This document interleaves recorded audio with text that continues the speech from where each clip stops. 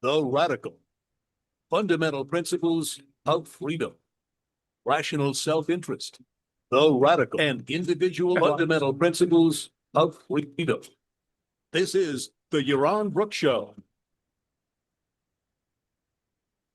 All right, everybody, welcome to the new Yaron Nikos Dialogues, new show.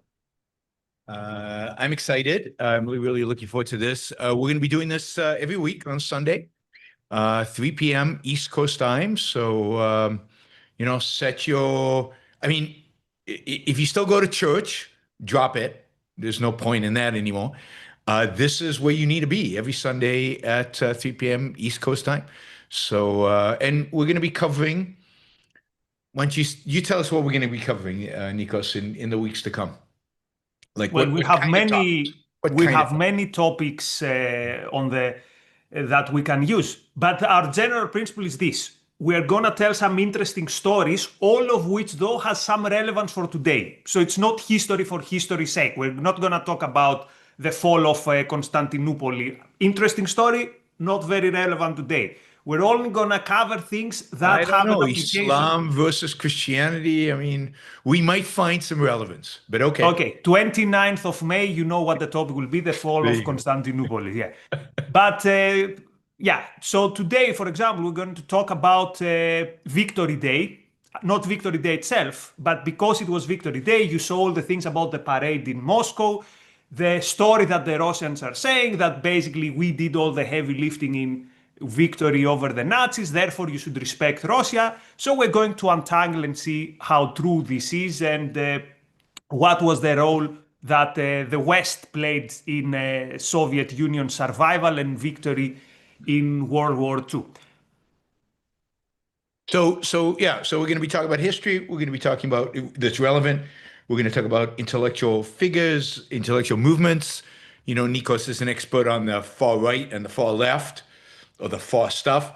So we're going to be talking a lot about far left and far right and intellectual movements, or pseudo-intellectual often movements like that. And sadly, very relevant to today. So we're gonna be spending quite a bit of time on that as well. All right, now the way this also works is the super chat that comes in for today's show. We're splitting. Nikos and I are splitting 50-50. So what I've done is I've raised the targets by 2x, so that we each are compensated for our time appropriately.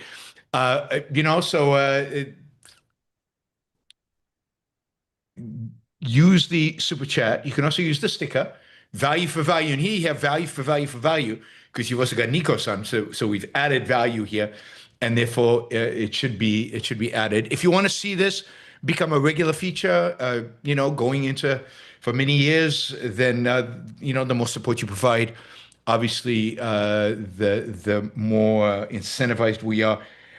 Also, just so you realize, Nikos puts a huge amount of work into these shows. He really becomes an expert on the topic that we're talking about. He's already, I think, an expert when we decide on the topic, and then he puts even more effort into putting these together. So there's a lot of work that went into today's show and is going to go into every one of these shows. I also hope that these are kind of standalone videos that have a life, right? That are evergreens and people can support and enjoy over time. If you are not watching live, one of the ways in which you can support the show and engage is we each have Patreon pages. That's probably the easiest way to do it. I try to put the Patreon page for Nikos at the bottom there, but for some reason YouTube cut it off. But if you go to his name is spelled down there. And if you go to Patreon and you copy paste the name into Patreon, you will find it pretty easily. Also, if you go to his website, which is nikos.org, that's pretty easy. There is a page there of support, and it has the Patreon link there. So those of you who are listening after the fact, this is going to be a podcast out there. It's going to go to thousands of people. I know thousands of you listen not live, both on YouTube and on a podcast, please consider supporting this particular show, as well as your regular support. And you can support Nikos by going to Patreon, Nikos's Patreon page. So in order to show Nikos the influence the Yaron Brook Show has, we should try to like double the amount of money he's raising on Patreon right now, just by you guys going over the next few days and signing up and becoming Patreon supporters of And Nikos. obviously they'll get plenty of perks only Yeah. for €7 per month, so it's a good deal. Yeah, I mean, as compared to my Patreon page, Nikos is unbelievably generous with perks and special programs and special events and special stuff that he provides. So you get huge amount of value for the dollar when you go to Nikos's Patreon page. So please go do that. All right, we've already got Mary Aline. Thank you for the sticker. That's $50. That's amazing. Really appreciate that. And Parker, $20. Thank you for the sticker. Appreciate it. You guys can do stickers and questions for $2 to, I think the limit here is $500. So go for it. If you want more of these kind of shows, this is what you need to do. All right, maybe let's start, Nikos, with the idea of Victory Day, because it strikes me that the Russians and the Soviets before them made a big deal out of this, right? Describe a little bit how the Soviets have presented and the Russians now present Victory Day, and what their story is when it comes to the past. And I'm going to try to avoid being the interviewer. This is meant to be more of a discussion, but I might fall into that habit. Well, I'll tell you how I experienced Victory Day as a communist. Whenever I would hear the term Red Army, the sentence would be filled by the words Liberator of Europe. Red Army, Liberator of Europe. So the story is that Europe was occupied by the Nazis, obviously, and then the Red Army liberated Europe. By the way, there were also the Allies that attacked from the West, but this was marginal. The effect that the Allies had on the victory against the Nazis was marginal. And the claim was made by presenting the losses that the Soviets suffered, and this is true. The Soviets suffered something like 27 million losses, 27 million. And actually, the funny thing is that initially, even the Soviets did not want to present that number because it was such a crazy number that it would raise questions like, how did you manage to lose 27 million people? Of course, the Nazis were monstrous in their occupation of the Soviet Union, but 27 million people. And to put this into perspective, this is 90 times the losses of the Americans, 90. And what was the population of Russia at the time? Some 200, towards 300 million approximately, but... Really? So a significant larger population than it is today? Well, that makes sense because it was not one country. Add to this Ukraine, It was add USSR. to this... That's right. Lithuania, all these occupied territories that were quote Soviet republics. Anyway, so the story was that through this blood and this sacrifice of the Red Army and of the Soviet people, Europe was liberated. And of course, Yaron, you understand the importance of the aesthetics. There is this immortal photo, the Red Army putting the flag in Reichstag, obviously staged, but what an iconic photo, right? Which interestingly didn't happen during the Victory Day. This flag was raised, I think, on the 30th of April. But you have the story and you have the symbolism. The Red Army, through sacrifices, liberated Europe. 3 dots. Therefore, then it has a right to stay there and protect half of Europe from future threats of fascism or, wink wink, of its ally capitalism, which is ready for new wars and for new bellicose endeavors. And was there any discussion about the fact that the Soviet Union was a participant in the beginning of World War II, that it was actually an ally of the Nazis? There's that, it's stunning to me how few people know that history. Right? Well, when okay, people talk about World War II, Hitler started it, right? And that's it, period. So shall we give some background to people when we say that there was this? Absolutely. So most people will think come on, what do you mean they were allies with the Nazi Germans? That's crazy. They had a deal like the Molotov-Ribbentrop, but no, they were literally each other's best allies in Europe. So let's give some background. We're in 1939, and Hitler is ready to launch the war. He has a problem though, and the problem is, I don't want to be on a double front war. On the one side, I've got Poland, maybe then Soviet Union. On the other side, the French and the British have told me that they're going to attack me if I attack Poland. But his number one problem is resources. He needs things like oil. He needs the resources that you need to launch a war. Now, Stalin is also in a need to avoid war, because Soviet Union at this point is devastated, and is devastated mostly from the internal purge of Stalin. So Stalin managed to the Great Terror to decapitate the Red Army. Like, picture what the Israelis have done to the Iranians. Stalin did it to his own army. So he was killing generals and commanders of the Red Army. Yes, and of the party. So the situation was so bad that there were Soviet embassies abroad that they didn't have an ambassador or a secret service attaché for months, because they were all pets. They literally didn't have any people. So Stalin also had an eye for the Baltic states, and why not push further to Poland? So Hitler looks at Stalin and Stalin looks at Hitler, and they say, wait a minute, maybe we have some common interests here.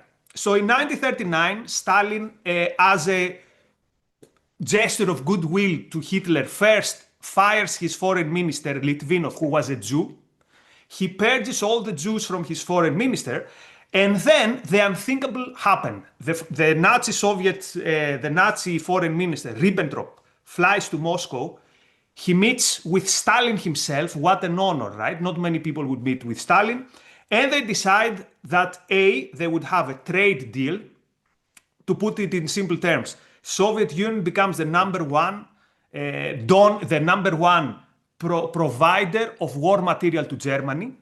And they have a secret deal that says that Soviet Union can have a free hand in the Baltic countries, and they can get half of Poland.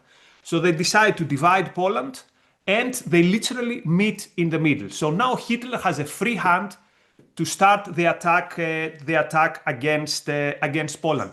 But it's not only that they attack Poland. In the first 2 years of the war, the Soviet Union has invaded equal amount of countries with Nazi Germany.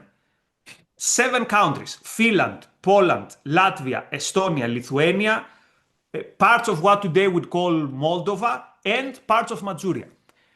So initially, Soviet Union and Germany are on the same side. And the biggest what if perhaps in the history of the 20th century. In the winter of 1940, the foreign minister of Soviet Union, Molotov, flies to Berlin. We have surreal scenes, the Nazi orchestra playing the Internationale.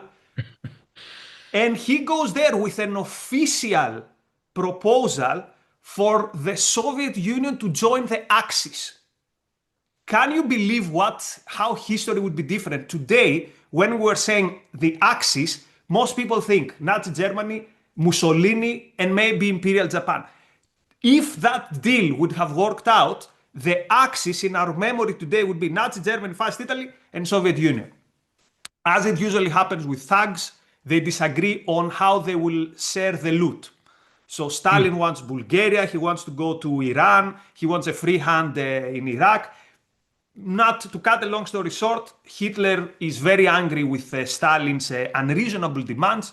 So in his mind, he decides, okay, this affair is not going to last for long. And when Molotov leaves, he already plans for the upcoming attack to Soviet Union, which took place 6 months later, as people know it, Operation Barbarossa.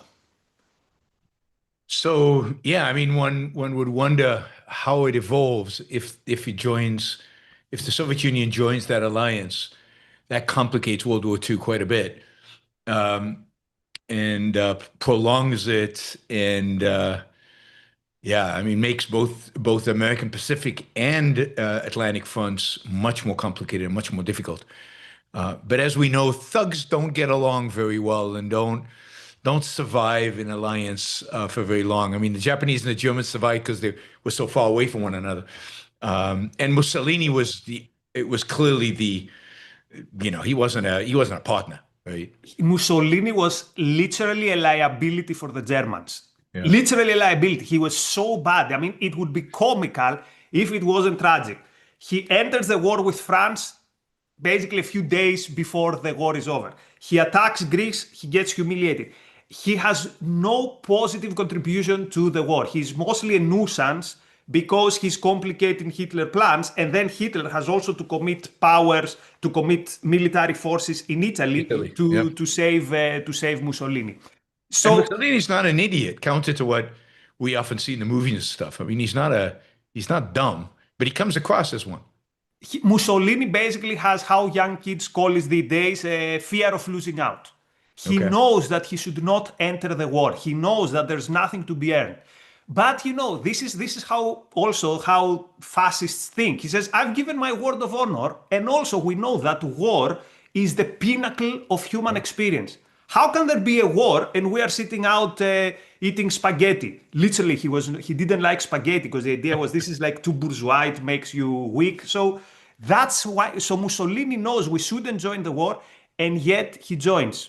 Keep note, people, being a far right, war is the pinnacle of experience, literally makes you stupid and leads to tragedies. Yep, absolutely. So, Operation Barbarossa, 1941. Many consider it Hitler's biggest error in World War II.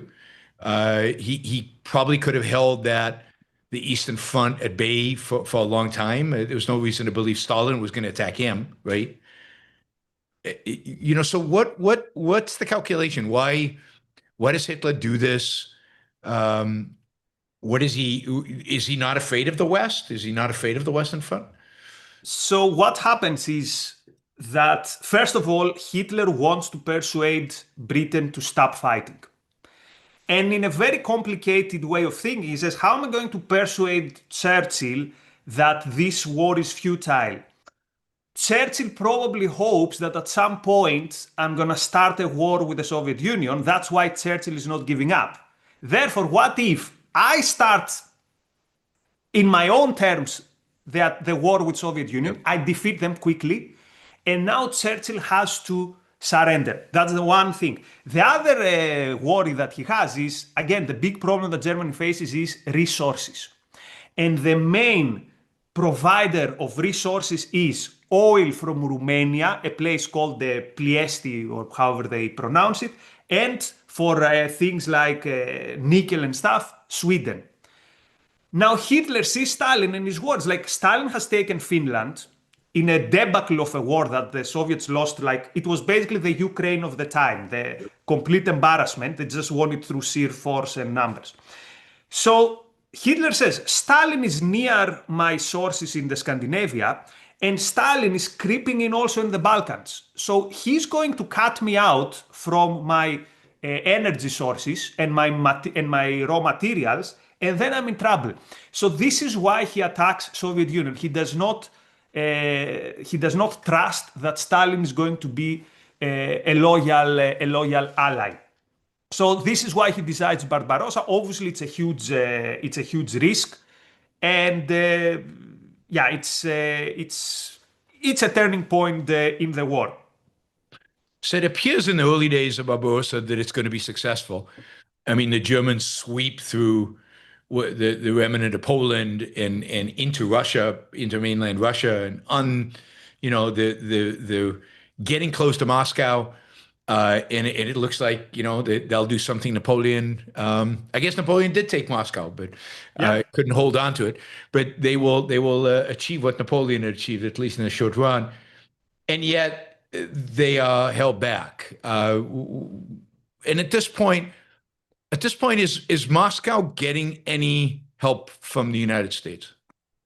At this point, immediately, the day after the Soviets, the Nazis attack Soviet Union, the West flips like that. Having said that, actually it's even worse. Notice that that England, the Great Britain, and France, when Poland is attacked, they declare war to Nazi Germany, but not to Soviet Union. And they have a stupid justification. It sounds like the treaty says that we will help Poland if it gets attacked by a European nation. Well, is Soviet Union even a European nation? So they find some stupid excuse and they don't declare war to Soviet Union. Now, the day Soviet Union is attacked, they make a U-turn, and Churchill, I got his statement here. I won't read it, but it's very interesting if people can find it. He basically says, look, all these years I've been telling you, communism sucks. Forget all this. Now we have to, anyone who fights the Nazis is our friend. It's even worse with the Americans, because the Americans rush to help the Soviets with the lend-lease program, and they help the Soviets in conditions that are much better and friendlier than the conditions they gave to the British. It's basically, what do you want? Everything. Tanks, war material, engines for aircraft, engine for trains, food. And they don't request anything back. They don't even request, please help us with the Japan.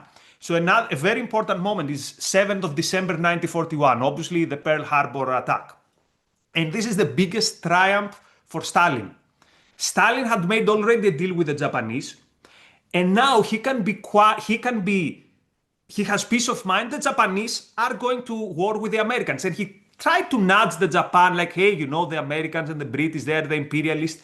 There's a very interesting discussion when the Japanese foreign minister goes to Moscow. Like, it's as if an objectivist had written this dialogue. The Japanese says to Stalin, look, we know who the enemy is. It's the capitalists, they're egoists, they're materialists. And he says something like, look, Imperial Japan is not that different from communism. We know it's we are about sacrifice. It's as if it was written by an objectivist screenwriter. Yeah. Anyway, it goes to the video you made recently. You made a video on left and right. You know, is fascism left or right? And the point is, what difference does it make? They're all the same kind of collectivistic status, right? Yeah. So Stalin has managed to have this perfect situation. The Americans give him very generous support. He doesn't have to do anything in return. He's so loyal to the Japanese that during the war, there are American pilots that have to fall in Soviet soil because for various reasons around the Pacific front. Yep. And Stalin arrests these people and puts them in concentration camps. So he doesn't even give this to the Americans, like, hey, we're allies. Some people were stranded on my soil. Take them back. Anyway, so this very important thing happens in December, the Pearl Harbor attack. So then Stalin can push a lot of his armies from the east towards the west front, towards the defense of Moscow. By the way, the situation in Moscow was so bleak that they even took the dead body of Lenin, and they shipped it to the east, because they were expecting day after day that Moscow will fall. The Nazis could literally see with their binoculars the Kremlin. But this outpour of support from the west and this outpour of troops from the east means that the Soviets can defend Moscow. Again, the importance of aesthetics and optics.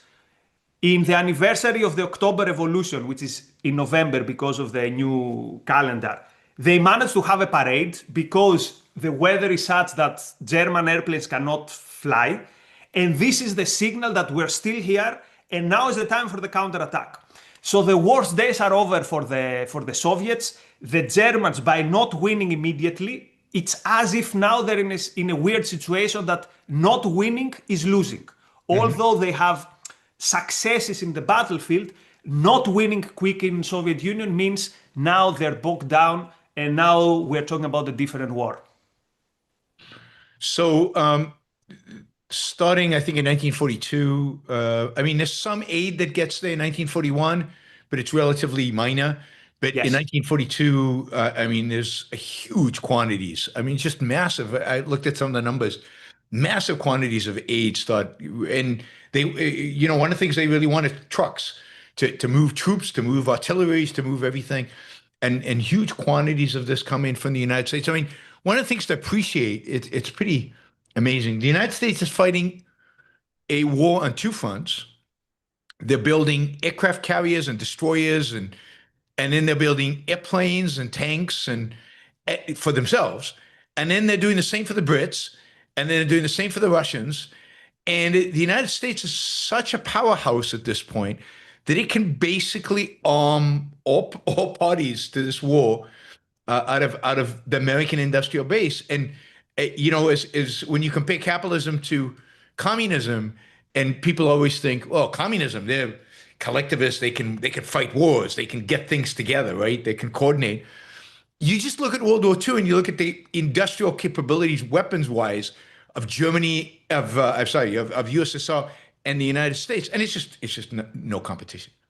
There's there's this crazy statistic that you have to check it out because otherwise it's unbelievable.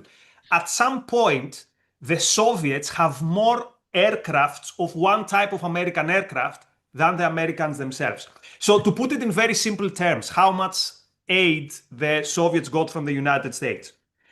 We gave to Stalin more than double than what we have given to Ukraine. So in today's money, it's something like 300 billion of dollars. And the interesting thing is, I mean, maybe it's not that interesting if you know the character of the two regimes. The Brits were paying, till 2006, were paying back to the Americans the lend-lease. The Soviets only returned 6% of that amount. Because they said, look, we lost all these people. This was repaying it. It's like today we talk about Iran, we need to have feet on the ground. And that's actually true. The Red Army were the feet on the ground in the war against the Nazis. So they said, yeah, you gave us stuff, but now we get to keep it. And what then becomes even more horrendous to think is that through these trucks that you described, through the tanks, through the trains, this is how the Red Army managed to march and to enslave half of Europe and half of Asia. Without lend-lease, maybe they would have managed to defend against the Nazi attack, maybe, but they would never have been able to storm half of Europe and half of Asia. The occupation of half of Europe, and later we can talk about Asia, was a very general sponsoring from the US. Mm-hmm. But just to Stillman the case, the Americans thought that we need to have these, we need to make sure the Soviets stay in the war. It's not so much whether they win or they lose. They were afraid that if they cut a deal with Hitler, then we're in trouble. So it's a bit cynical what I'll say, but quite often these days we hear people saying, look, let's keep pouring money to Ukraine. No matter what happens, at least they keep fighting and Russia is losing. Morally, it's not the same. But this was in the mind of many people in the US, that at least they are the Nazis are bleeding there. And even if there's no strategic thinking, the fact that they're bleeding there is important. And indeed, they bled. 8 out of 10 of Nazis who perished in the war perished in the Eastern Front. 8 out of 10. Yeah, and there's no question that if without that aid, the casualties for the Americans on D-Day and as the Americans entered Europe would have been much larger. The Nazis could have put a lot more troops into the Western Front and slow down progress significantly. So it did save American lives in that sense. Yeah, it did save American lives. Now, this is an interesting, of course, calculation. If you add how many Americans perished in Korea and Vietnam, I think it's something like 100,000. Yep.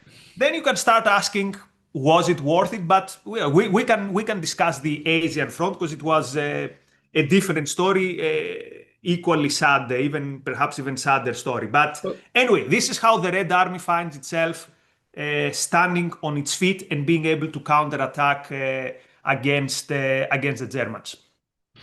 So what Ayn Rand famously said that if without the land lease, she of course objected to any kind of cooperation with Stalin on anything, and she believed that without the land lease, the Russians and the Soviets would have bled each other, into kind of a stalemate, but they would have continued to fight each other and bled each other without either side necessarily winning. What's your estimate of what would have happened on the ground without the land lease? I mean, it's all speculation, but it's all speculation. But here's one thing which is not speculation. Even with the land lease, there are back channels between the Nazis and the Soviets thinking about cutting a deal. And many people wonder how come Hitler and some of his generals still fight while the Allies are basically kilometers away from the bunker, because Hitler keeps hoping that at some point he can split the alliance and he can get the West to fight the Soviets, or maybe some of his staff think that they can get to the Soviets to fight the West. So there was always this suspicion, what if we have another Molotov-Ribbentrop? So it's not just a possibility. What would have happened if the Russians have collapsed and Hitler would get, for example, towards the Caucasus, the energy resources. But another possibility is, what if they would have resumed under different circumstances their alliance? So Hitler might have said, okay, you can get Bulgaria, you can get Iran, you can get Iraq, you can even get Turkey. Let me have Western Europe, for example, and things like that. So it's a counterfactual that is more complicated, because you don't only have to think what would happen in the battlefield, you'd have to think what would happen with back channel deals. So the outcome of all of this is that, the Russians managed to really speed through Europe. I mean, at some point, the German army is literally collapsing, and while obviously 27 million Russians die, so they're still dying, but there's still fighting going on. But basically, they have a fast track through Eastern Europe, and managed to occupy most of Eastern Europe, and they lay claim to it. So tell us a little bit about what is happening during this period in the East. Okay, so the key moment is Operation Bagration, which is the key battle, let's say, in today's Belarus. So while the West allies are operating on the West, the German armies of the East are engaged in their most crucial battle, because it's after that battle the German army of the East is collapsing. So what happens then is they're marching back. They try to build defensive lines in Hungary, in Poland, but these defensive lines are collapsing. So the truth is, nothing can stop the Red Army after that. And the Germans now have to rush to have maybe a last stand or something within German soil, or somewhere in Prussia, somewhere in Poland. Now, again, how come the Red Army storm this Europe? Because of their mechanized capabilities. To put in simple terms, there are two ways you can march in a war: via riding horses, which is how many Germans were when they attacked the Soviet Union, or if you have trucks, tanks, and trains. And the Soviets have a lot of trucks, trains, and tanks. How? To a big extent due to the assistance of the West through lend-lease. And you know what's very scandalous, Yaron? I can understand maybe supporting the Soviets till, let's say, Stalingrad. Yeah. But why would you still give them lend-lease in 1943? In 1943, it's clear that Soviet Union is not going to collapse. Yep. Why do you keep giving them lend-lease in 1944? Now, there is an answer that you want them by your side in the war against Japan, which they cannot attack because they still have a deal with Japan. But yeah, the lend-lease is a scandal, not just on the early stages where it's understandable, but it's scandalous to think why they're literally sponsoring, why they're literally fueling the advance of the Red Army. And let's say, sorry, one more thing. Wherever the Red Army goes, it's a humanitarian tragedy. You've heard about the sexual abuse against women. It's not only that, it's perhaps the biggest looting in history against people who were not just people who were collaborators of the Nazis, against anyone who was a bourgeois, who was productive. Whole factories looted and shipped back to Soviet Union without any standard of right or wrong, or it was just everything is there for the taking. By the From way, women to factories. same thing is happening in Ukraine right now, right? I mean, southern Ukraine is being stripped of all its machinery and equipment, and everything is going back to Russia. And of course, the people, they're taking the kids, they're taking children. Russia's short on people, and they're looting everything.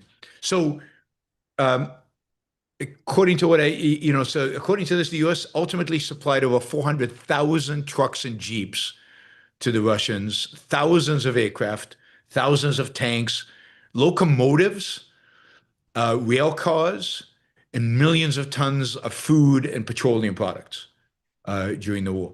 And there's one more element here. How do you ship these things to the Soviet Union? It's through very dangerous routes. Either you go, I mean, if you picture the map, you literally have to go above Scandinavia. Yep. This is a sea that sailors don't want to sail in peacetime. Imagine with German U-boats or that. Or you have to go, let's say, from the other side through the Pacific, which is a war theater with the Japanese. Yep. So just delivering that stuff to the Soviets was a very difficult, and it cost a lot of, it cost lives, it cost manpower to the United States. So to what extent do you think the U.S. attitude towards the Soviets was this positive? To what extent do you think that was caused by kind of the general redding of America during the 1930s? The fact that the New York Times bureau chief in Moscow turns out to be a KGB spy, and Roosevelt establishes diplomatic relationships with the Soviets after there was no diplomatic relations between the revolution and I think the early 1930s. And of course, we know the intellectuals in America, particularly in New York and on the coast, were quite sympathetic to communism. To what extent do you think that impacted Roosevelt's calculus? Well, first of all, Roosevelt is himself to blame, and the blame should start from the 30s. In 1933, when Roosevelt comes to power, he says, why haven't we got a proper recognition of Soviet Union? He says, all this is a misunderstanding. Roosevelt says, just put me on the phone with someone from Russia. With me, they will make a deal. So he thinks all this is... Reminds me of somebody. Put me on the phone with Russia. We can cut a deal. Just put me on the phone and we're going to have a deal. So he's a Trump before Trump. Now you could say, okay, who cares if you recognize the Soviet Union? Well, the thing is that now that you have a formal recognition, you have US embassies and consulates, Soviet embassies and consulates in America, which are basically spy rings. They're the headquarters of spy rings. So within years, you have hundreds of Soviet spies working within various echelons of the US administration. Later, this will become important because they will steal a lot of engineering secrets for their fighters. And eventually, of course, everyone knows also they would infiltrate the Manhattan program. 1936, he appoints a guy called Joseph Davis as ambassador in Moscow. You have to clarify that this guy was not a spy because he was such a useful idiot that if you see what he did, you'd say this guy has to be a spy. Surprisingly, he was not a spy. He was such a useful idiot for the Soviets. So FDR was surrounded by people who were very, very friendly towards the general idea of Soviet Union or the idea of Soviet Union as an ally, and they are whispering on Roosevelt's ear, to the point where towards the end of the war, from 43, when you have these big summits, Stalin is afraid that Churchill and FDR are going to gang up on me. Yeah. But the opposite happened. Roosevelt is having backroom chats with Stalin, telling you, you know what? And it's so cynical and horrible. I think in the Tehran meeting, he tells Stalin, hey, keep quiet now about Poland because I have elections and there are a lot of Polish Americans. After the elections, we'll figure out Poland. So things that, I mean, are to the borderline of at least moral treason. So yeah, this that's is the meeting in which they are basically divvying up Europe. no, that's a meeting between Churchill and Stalin. Okay. So in every meeting, you basically have a tragedy. Yeah. The worst tragedy is the most famous meeting in Yalta. Yalta. Yep. By the way, to see how Stalin is playing all these guys. At that point, Roosevelt is basically bound in a chair, and he gets him to travel half the world to go to Yalta because Stalin doesn't want to get on an airplane. And he flies also Churchill there. And that's where there are two big treasons happening. The one is the treason of Poland. They're basically trusting Stalin. Stalin promised us that Poland will be democratic. No problem. By the way, history has been so unkind to Chamberlain, Neville Chamberlain, like, haha, Chamberlain believed Hitler, what a stupid guy. Chamberlain did not believe Hitler, but he had his hands tied. That's another discussion. But Churchill trusted Stalin. How is this less ridiculous than Chamberlain trusting Hitler? And the second big blunder, however you want to call it, is literally begging Stalin, come join us in the Asian front. Now again, to Stillman the case, at that point, Roosevelt is not sure if the atomic bomb will work. So he wants to find anyone who is willing to join him in the fight against the Japanese. So he gets Stalin involved in Asia. So in one summit, you have giving Poland to Stalin and paving the ground for Stalin, eventually getting China and, less importantly, North Korea. Yeah, and as a consequence, Vietnam and the spread of communism throughout the area of Asia. So Yalta's 44, right? So to put them in one by one. So the most important is Yalta. Yalta is just before FDR dies. So Yalta, okay, I'll have to check my notes. It's February 1945. And the first meeting is Tehran is November 1943. So this is not a bad moment, right? We have almost 2 years Stalin playing in big meetings the Western leaders. And, just to give a sense of the extent to which they were willing to kind of carve up Europe, famously, Patton's Third Army, reaches the border with Czechoslovakia in April of 1945, and the Soviets are not there yet. The Soviets haven't gotten there yet, and he telegraphs Eisenhower and says, "I could be in Prague in 24 hours," and gets no response. And telegraphs again, and then Bradley calls him because Eisenhower is too much of a coward in my view, to tell Patton no, and Bradley says, "Sorry, Patton, we've given Czechoslovakia to the Soviets." Literally, all he had to do was there was no resistance, march into Czechoslovakia and take it, and yet they had given it to Stalin. So it's the Moscow meeting in 1944 where you talk about how the famous, if people have heard, the percentage deal. So Churchill sat with Stalin and he passed him a paper. And most people think, this is so horrible. It's actually worse than that. Because Stalin got more than what was in the percentage paper. For example, percentage in Czechoslovakia had something like, 60% our influence, 40%. The Soviets ended up with 100% influence there. So Stalin got way more than what this little paper was promised to him. The only good thing that came out of this, Greece stayed in the Western sphere. Of course, it took a civil war because at some point Stalin was like, "Why not? We can give it a go." But it was Churchill supposedly did that. His big gain in that meeting was he made sure that Greece would stay in the West. Of course, it took a war to accomplish even that. So, what was Churchill and Roosevelt's motivation? At that point, the war was over, basically. It was just a matter of time. What was the motivation to give Stalin everything he wanted and more? That's a very good question. Well, the short answer is the war was not over because the Americans had the big problem, which was the Pacific Front, and they wanted to. So the motivation was, let's finish this as soon as possible, and then concentrate there. Churchill, maybe he had in his mind, I don't know, how to save the empire. I have no answer. I don't know. I honestly cannot understand what Churchill had in mind. The meta answer is that there was no way you could kick the Red Army out of Europe. It was even if they played tough, they knew that if it came to that, they would not be able to fight the Soviets. And actually, Churchill comes up with a plan which has a very interesting code name, Operation Unthinkable. Operation Unthinkable, which was the plan how we can push the Red Army back.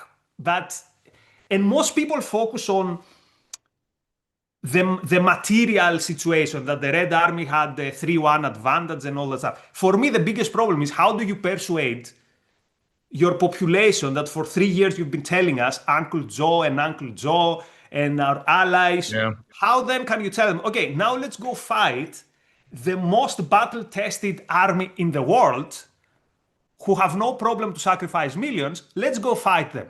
That wouldn't fly. Not to talk about the Fifth Phalanx, that you would have the communist guerrillas, the communist in France, the communist in Italy. So it was. So probably they realized that the situation in the ground was not a good one, and they tried to save face, to appear as if, we are on board with this. But I don't have a good answer. Yeah, I mean, Patton was trying to get the Soviets to do something so that he would have an excuse. He was somehow convinced that they could be taken on, but it would have been. What is your explanation, by the way, for why they did this? Yes, for why they gave half of Europe on a silver plate to Stalin and then Asia. I think you're right. I think they were worried about Eisenhower. RFK. See, I can't come up with names. It's impossible. FDR was definitely worried about the Japanese, and the estimates of what it would take to take Japan were massive. I mean, we're talking about hundreds of thousands of American troops would have probably died in an invasion of the Japanese island. There were still islands that hadn't been captured, and they were taking significant losses on them. He didn't want to continue the war in Europe, and he was afraid that if Patton went into Czechoslovakia, the Russians would shoot it out with Patton, and he just didn't want to risk that. The whole Western Front in Europe, from an American perspective, was keep it on low flames. Don't make a big deal out of it. This is why Eisenhower was commander of the Western Front. He was a politician. This is why he ran for president. He could manage the British, he could manage the French, and he could manage the Soviets. They probably could have won. They probably could have ended the Western Front, 9 months earlier if they'd be more aggressive, but they tried not to be. They were really worried about how to win in Japan and how to end the war in Japan. And you're right, they were worried about a confrontation with the Soviets. It wasn't obvious who would win that. Long term, I think the West would have won, but in the short run, it would have been a bloodbath. And they weren't quite ready for it. I think that's the explanation. I mean, they would have had air dominance over the Soviets, and at that point, they had so many bombers and so many airplanes that would have helped them a lot. But on the ground, the Soviets, in terms of just sheer numbers of troops, would have overwhelmed the Americans and their allies. And also, sorry, one more thing. The bad case scenario there is not that we lose and the situation is as it is. The bad case is the Red Army gets literally to the French shores. Yeah. And obviously to the Balkans, you have the communist guerrillas in control in Yugoslavia, in control in Albania, in control in Greece. So Greece could have very easily gone the Americans other had way. no allies at that point, right? They would have to convince the British to keep fighting. The British were exhausted. Right at this point, the British had enough, The French weren't going to fight. Nah, Um, absolutely not. and what were you fighting for? You were fighting for the Poles and the Czechs, and it wasn't that important at the end of the day. What was important was to get the American troops home, to give the British a breather, and to focus on the Eastern Front. But the compromise was in 42, right? Once you realized the Soviet wasn't going to fall, they should have cut the Soviets off. And at that point, the Soviet Union would have been a threat to the West, and then engaged in a way. Now, yes, it would have more troops would have died on the Western Front, but it would have been a cleaner victory, and you wouldn't have had to give up Eastern Europe. And then, as you say, let's talk about Asia. What happens in Asia? So Russia stays out for the most part of the war in Asia for most of it. As you said, they were aligned with the Japanese to a large extent, and they certainly were not helping the Americans. The war was going slow. I mean, America was winning, clearly, but it was going slow, and the Japanese seemed to be even more suicidal in their willingness to defend themselves than even the Germans. They were really, they took a lot of casualties on every one of these islands, and they were really willing to fight to the last man in many situations. So when did Russia enter, if at all? Because if I remember right, the Japanese surrendered to the Americans and the Russians. Yes, so it all starts in Yalta, where FDR is begging Stalin get involved in the Eastern Front. So Stalin tells him, again, Stalin gets the best deal. He says, look, when we defeat the Germans, and he gives, I think, a couple of weeks, months, something like that, after a period, I will enter that, so I will backstab the Japanese because he had a neutrality deal, and I will get to them. So Stalin attacks after the first bomb. So the major attack happens after Hiroshima. It has a big effect. There are people who claim that the Japanese actually surrender not because of the bombs, but because of the attack of Stalin in Manchuria. Of course, he does not attack mainland Japan. Manchuria, for people to picture like northwest or northeast China. Or it could be just above North Korea. So the part of China that's kind of just above Yeah, that eventually gets you to the source opposite, let's say, the northern islands of Japan, to put it simply. So depending on who you ask, that would make an interesting episode that we can make in the first week of August if our audience appreciates this and they make this a success. We can discuss all the counterfactuals and all the stuff about the nuclear bombs. But yeah, Stalin conveniently enters the war literally the last day. And this is when the Japanese decide to surrender. And but what does this mean practically? It means that now Stalin can hand Manchuria to Mao, to the Chinese communists, who conveniently did not fight the Japanese that much. So the deal that Stalin had with the Japanese is, I'll make sure that the communists will not attack you. So who bears the biggest weight of the fight against the Japanese? The nationalists under Chiang Kai-shek. And the Westerners considered him the obvious legitimate ruler of China. So Japan surrenders, and then, again under influence by suspicious elements in the foreign ministry, they persuade Truman. By now Truman is the president, Roosevelt has died. They persuade Truman that, the nationalist Chiang Kai-shek is not a guy who is reliable. So the Americans have promised him weapons. They don't give him weapons. And this is how Mao, supported very generously by Stalin, slowly takes over China. And again, the role of the intellectuals. There was an American writer who in the late 30s wrote a book about Mao called The Red Star Over China. And he presented him as this enlightened agrarian reformer.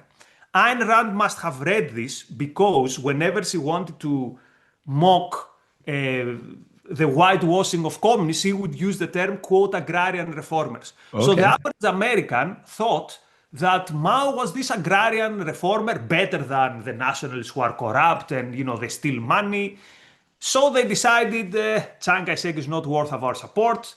Cut a long story short, Mao takes over China, and we know that what this meant for the rest of the history. Millions upon millions of deaths.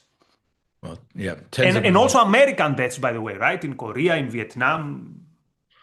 So what happens in Korea? How does I actually don't know the history of how the Korean War gets started, and is Stalin involved in that at all? So the first question is, how does North Korea become communist anyway? And this is very simple. It's literally the Red Army hands that part to their ally, who was Kim Il-sung. So the Then- Red Armies occupied it when it takes Manchuria? Approximately. So when they push out the Japanese, think about it this way: the Red Army controls that territory, and then hands it to a client communist Yeah. regime, which is Kim Il-sung.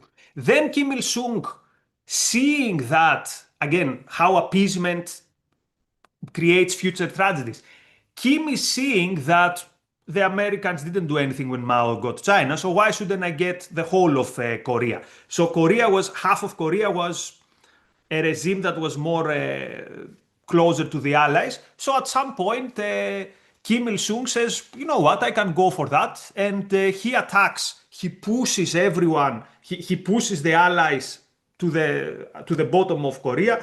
MacArthur has a counterattack, he pushes everyone to the top, and then the Chinese volunteers enter the war, and you have basically then a war of attrition, literally till Stalin dies in 1953. So yes, the Korea tragedy is a result of the Westerners handing China to Mao. Why is it Chinese who intervene in Korea, not the Russians? Do you know? Well, yeah, because Stalin does not want. Now, remember, we are in 1949. Soviet Union gets its first nuclear weapon, but the United States has an advantage of something like 200 to 1. So you Okay. don't want to play war games. So Stalin says to Kim, look, you can attack, but if you get any trouble, ask Mao for help. And for Mao, this was very important because he wanted to present himself, I am the real communist alpha dog here. I got to power with my own hands, as opposed to all the client states in Eastern Europe. So Mao has a very weird relationship with Stalin. Mao considers himself, I'm the most important communist in the world. And actually, when Mao visits Soviet Union, Stalin, to show him who is the boss, has him waiting for 3 weeks somewhere in a dacha in a forest before he sees him, and he's bored out of himself. He's furious because, again, the idea was everyone needs to know their place. No one is above Stalin. Yep. MacArthur, of course, resigns over the war in Korea or is fired by Truman, depending on how you view it, but partially because he wants to win, and he's urging Truman to use the nuclear bomb in Korea, right? There's actually, I'll show this book to. I have it conveniently very near.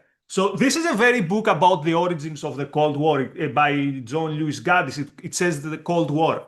And it opens the chapter on Korea with a counterfactual of what would have happened if MacArthur had his way. Now, again, most people, or many people, will say, oh, on principle, you never compromise, we should have attacked them. It would be a scenario which would be very, very ugly. So I'm not sure if MacArthur should have been maybe not listening to him and attacking the Soviets was the best. Sorry, and not nuking. I think his plan was to nuke actually the Chinese volunteers who were coming in. Yep. Because remember, at that point, Soviet Union has nuclear warheads. And I'm not telling you that they would have attacked the United States because they didn't have delivery systems. Yep. What about Europe? What about attacking South Korea with their nukes? Yeah. So at the moment when Soviet Union has a nuclear weapon, everything changes. Now you have to be bogged down to this situation where you have to make sure that, like, your first concern is, let's make sure it doesn't escalate to a nuclear war, because it will get ugly. Yeah, but we need to think about kind of where all this pragmatism leads. And of course, it's a chain of pragmatism and chain of compromise for decades and decades and decades. And today, North Korea, they're talking about is probably building 20 to 30 nuclear bombs a year. It will have this massive arsenal soon. It has ICBMs that can reach at least the West Coast, if not the East Coast of the United States. The monster we've created in North Korea is just unbelievable. Now, that you can't blame that on World War II. I mean, in a sense you can, but all the compromises since then, and it's often the case. Oh, if we attack North Korea, the Soviets will intervene or the Chinese will intervene. I mean, it's often explained in the same kind of way.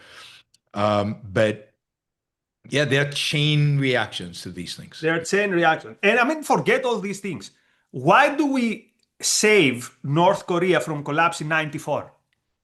Like, you're not afraid of Yeltsin or of nothing will happen. But again, see, ideas have consequences. Like, oh, they're starving, we have to help them. Explain what happened in 1994, because I don't think anybody knows. Oh, yeah, sorry. Yeah. So 1994, North Korea is in the exact situation where the young communist regime was in Soviet Union in 1921. Famine. People don't have to eat. And what do the Americans say? We are here, don't worry.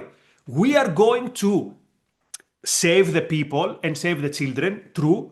But what actually happens is they saved the regime. They did this in Soviet Union with the American Relief Administration. That would make another interesting episode at some point. And they did the same with North Korea. So one of the biggest famines in modern history does not become an even worse famine. So they're like, we did our humanitarian duty. North Korea survives. Fast forward 20 years, North Korea has the amount of nuclear heads you have mentioned. And this is where we are. Again, generously sponsored by the altruists in the United States. Right. So let's talk a little bit about the consequences in Europe of the Soviet Union's obvious success, funded and made possible by the industrial might of the United States. What happens in Europe, and how does it get out of hand? And to what extent is this different than what Churchill and Roosevelt might have expected? Yeah, so Churchill and Roosevelt, they thought that they had agreed to a situation where Poland would be a neutral state. It will be, they will have some type of democracy. Okay, they would be geopolitically, let's say, controlled by Soviet Union, but that would be it. What actually happened is Poland, Czechoslovakia, half of Germany, Bulgaria, Romania, and Hungary, they became, and Yugoslavia and Albania, they became basically dictatorships. But it was way worse than that. And it's not just that, okay, for 45 years they had the dictatorship, yeah, whatever. The destruction in the countries, hundreds of thousands of people, millions actually of people, found themselves in gulags. Some of them in Soviet gulags. They were shipped to do slave labor in Soviet Union. These regimes were very brutal with the successful, with the industrious people, with the people who made the crime to be slightly richer than everyone else. So it was a huge cultural, social, humanitarian disaster, which lasted for decades. So they were under literally the occupation of the Red Army. Later, Yugoslavia and Albania, they broke from the Soviet bloc. But Soviet Union had its own NATO, basically. They are the Warsaw Pact, which was, of course, kept together only by sheer power, which is why when Hungary in 1956 and Czechoslovakia in 1968 dared to attempt a different, more independent route, they found the Soviet armies and the Soviet tanks. That was the result of Europe. 2 lost generations, 45 years of oppression, of death, particularly early on, and of two lost generations. I don't know how else to put it. Yeah. So while the Soviets are the ones and the Russians are the ones who celebrate Victory Day, I don't think we make enough hay in the West of the fact that it was really America's industrial capabilities that won that war. On all fronts, right? I mean, the ability to produce not just quantities, but I think Victor Davis Hanson has a book recently about the quality of the weapon systems the U.S. was producing was significantly better than anything the Nazis were doing, and certainly anything the other allies were producing. That is this engine of freedom that was the United States. And one of the mistakes people make is thinking that this was all guided by central planning on the U.S. side. Much of this production was private industry in the U.S. That generally broadly organized by the federal government, but the genius of World War II was leaving the big industrial companies like the motor companies and others, steel companies, to design, to innovate, and to do their own thing. That's the true victory day. Yeah, you could put it, the Americans were good at producing, the Soviets were good at dying. And this is the combination. And actually, even among the Soviet weapons that were not part of lend-lease, many were still based on American technology. Yeah. So the Soviets had the famous T-series tanks, the T-34 and all that stuff.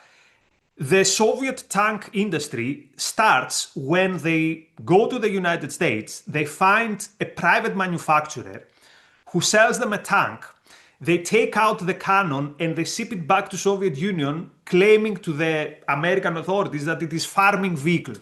The Americans are buying it, of course, why not? And this is what eventually gives rise to the T-series. One last thing about the lend-lease, which we didn't mention. Because the Soviets were such friends, we were inviting them to the United States and we're showing them our factories. So it's not just that they had spies. The Americans were literally inviting the Soviets to the factories. See, this is how we do our engineering. So the Soviets were having, they're having the time of their life stealing information, which sometimes it wasn't even stealing. The Americans were giving them to them for free.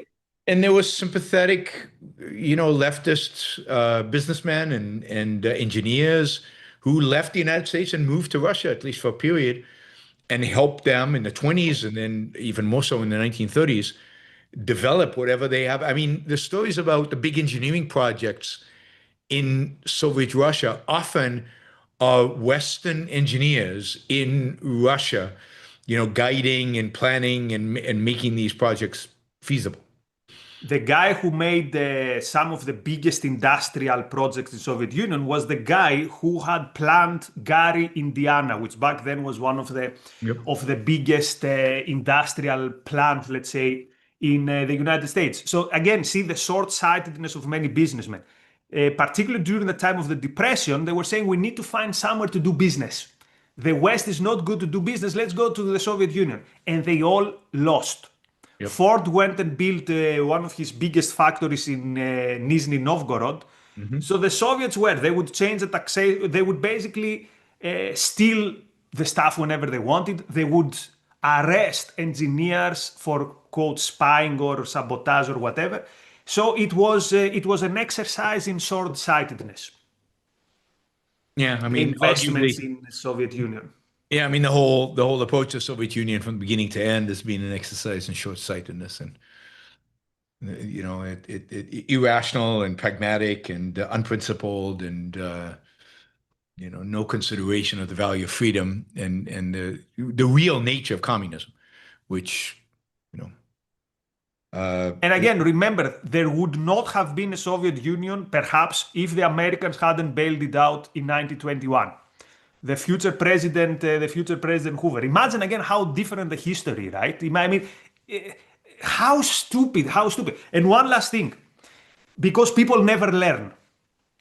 I'm a very big fan of the intellectual work of the Hoover Institution, blah, blah, blah. Having said that, couple of years ago, they released a big book about the support that they gave to the Soviets when they were starving.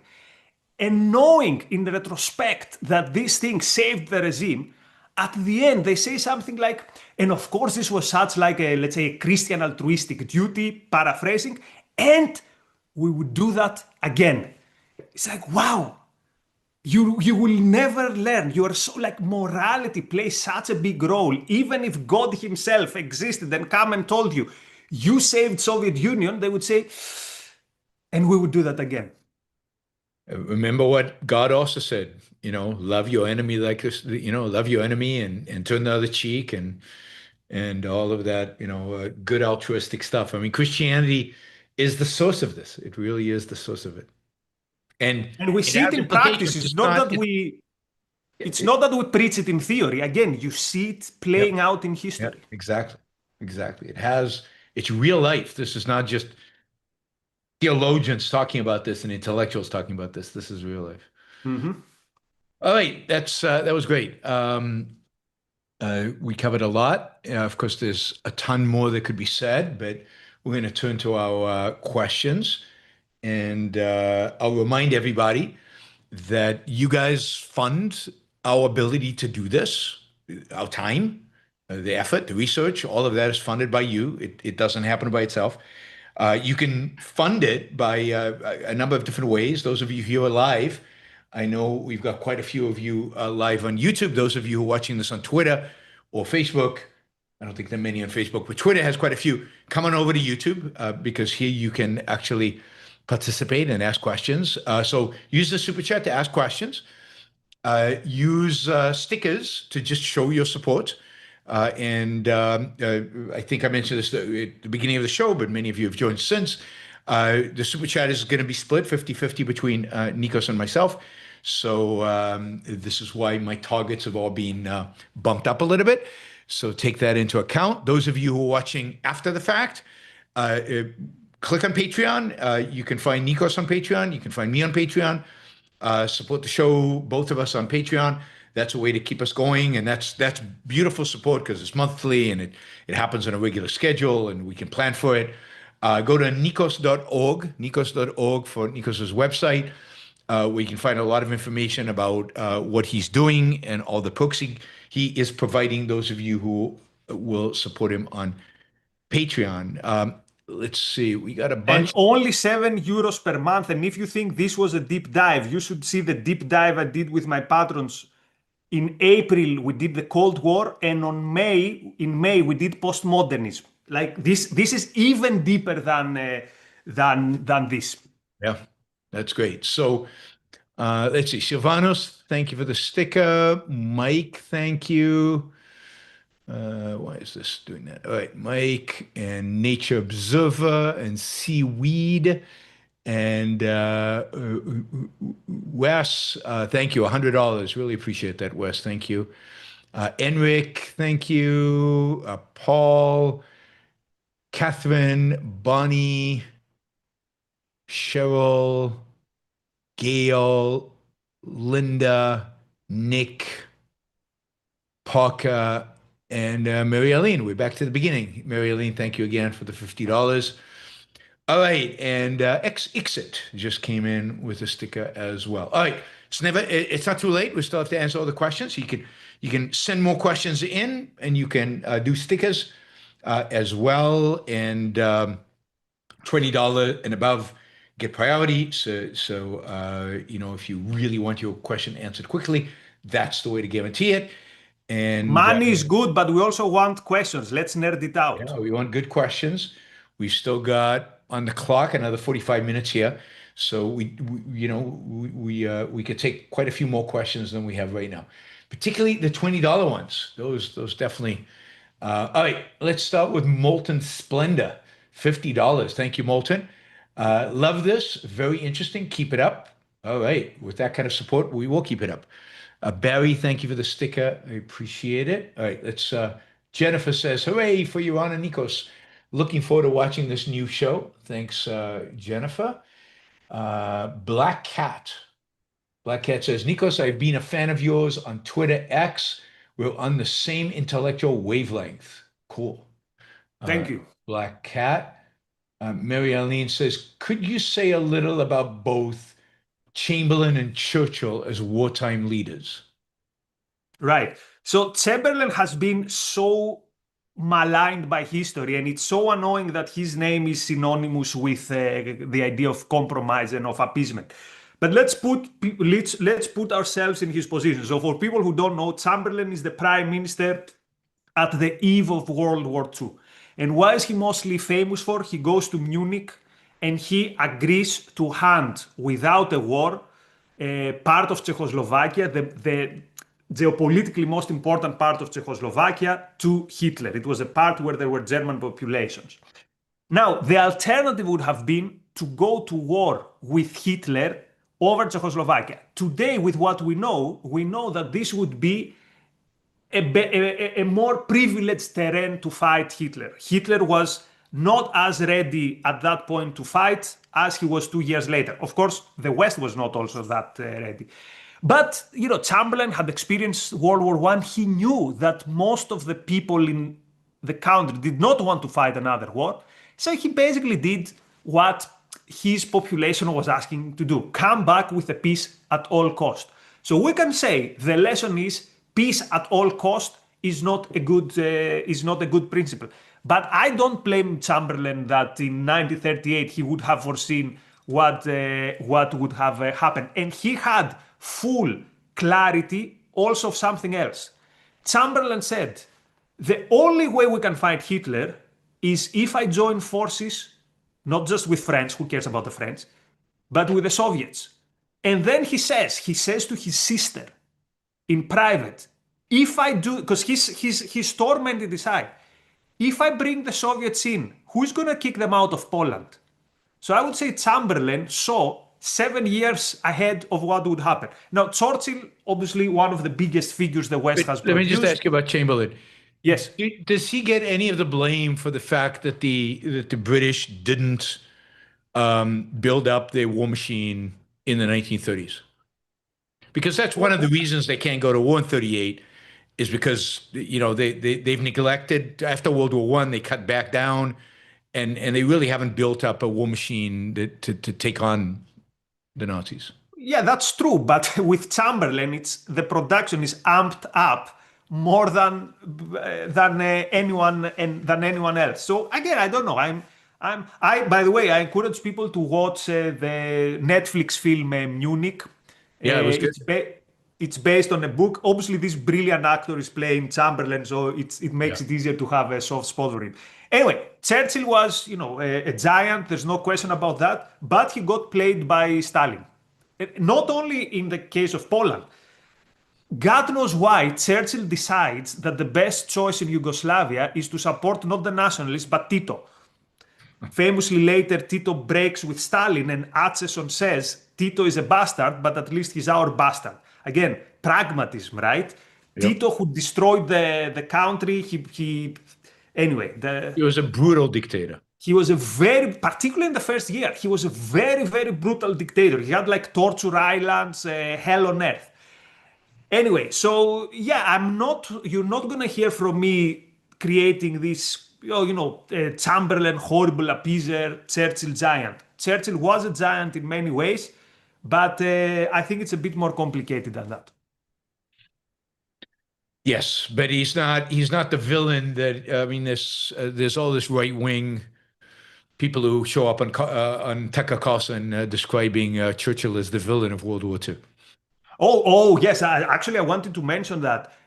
Please, any criticism I make of Churchill, don't take it as because what's the thing that these lowlifes, what's their scheme they have in their mind? They say, look, you told us that we entered World War II to support Poland, and yet Poland at the end of World War II ends up basically occupied by an alien dictatorial force. So maybe the war did not happen. It's important for them that it lands up being controlled by a leftist totalitarian regime. Exactly. Right? So then they say maybe the war started because they, wink wink, made us to fight. Now their new thing is that it wasn't a world war, it was a European civil war. a European civil war. That's how they portray the wars now. And of course, who made us fight? Wink, wink, they. Yep. Yes. Yes. The Netanyahus of the time. The Netanyahus of the time. Yep. All right. Dan, was there a qualitative difference in Churchill's versus FDR's attitude towards Stalin? Wasn't Churchill much more realistic about Stalin? FDR seemed to actually like and trust Stalin. Yeah, that's true. Churchill, as a person, Churchill was more realistic. Churchill was a war dog. He was streetwise, how to put it. Yeah. Yeah, but again, the result was more or less the same. And Churchill goes to Moscow to have a one-on-one with Stalin because, again, in his mind, it's like Roosevelt is a softie. But when I go and meet Stalin, then I'm gonna get the job done. So he overestimates himself. He doesn't understand what type of thug he has to do with. All right. Let's see. Andre, I think it's. Oh, Andre. sorry, and one more thing. FDR also, in his mind, he doesn't want to see the British Empire standing after World War II. He has a different world order in mind. So FDR is also a bit suspicious vis-a-vis Churchill. Interesting. Which complicates the dynamic between Churchill, Stalin, and FDR. So FDR is already thinking the United States is going to replace the British Empire. Yeah. Okay, Andre, 50 Swiss francs. Thank you, Andre. The Swiss franc is super valuable. That's great. And that's his first super chat ever on this live stream. So thank you, Andre. Really, really appreciate the support. This is great. All right, let's see. We have time for more questions, guys. So if you have any questions, now is the time to do it. Let's see. Cook says, Nikos, you're missing the NBA draft lottery. Good, guys. The NBA, let me tell you already what's going to happen so you don't worry about the lottery. All the foreseeable future, Spurs are going to be winning because they have someone who is not a normal basketball player. He comes from Space Jam. He's an alien. So don't waste your time. The NBA, probably, I don't know, 9 out of the 10 titles are going to be Wembanyama. All right. You heard it here. 9 out of the next 10. All right. Nikos, I know you know it's El Clasico at 3 p.m. Do you know what he's talking about? I know what he's talking about. Wait, El Clásico is only Real versus Barcelona. If you're talking about the NBA playoffs, by the way, if the New York Knicks make it to the final, that's going to be quite the socio-cultural event. Like, even if they're going to get swept in the finals, but the mere fact they're going to be in the final, it's going to be, it hasn't happened since 99. So, we want the New York Knicks to be Do you think it's important. the Knicks in San Antonio?